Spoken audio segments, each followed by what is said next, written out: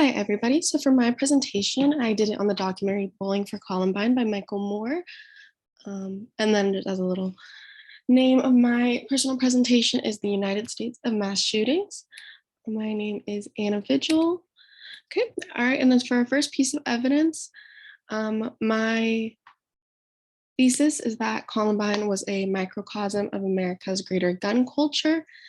I did this photo of two young boys playing with fake guns, pretending to be in war, just kind of as a symbolism for, America's greater gun culture and our attitudes towards it.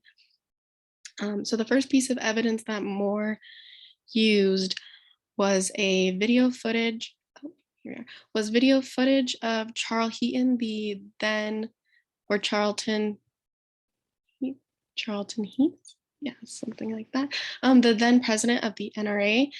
Here he is at a rally that he held 10 days after the Columbine shooting, in which he came to Colorado despite the mayor asking him not to come, just out of respect for the mourning community. He said he was going to come anyway, and he did, and held a large pro-gun rally saying that you could only take his gun from his cold, dead hands.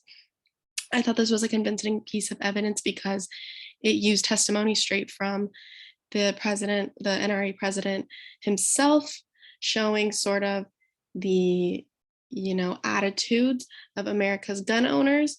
And also, of course, since him being the president of the NRA, it was a very credible source. For the second, I had interviews that he did with the American people. I put the photo of Marilyn Manson because after the shooting, many blamed his music particularly, or just violent entertainment, or other things like that for gun violence instead of,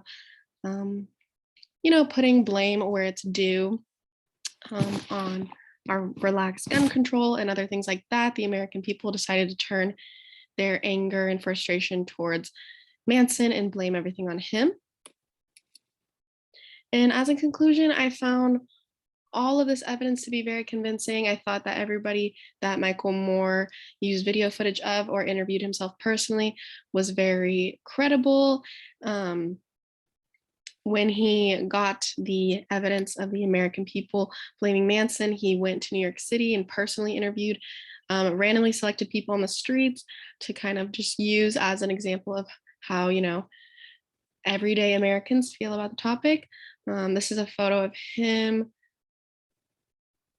talking to a representative Kmart who sold the bullets that the Columbine shooters used in the massacre.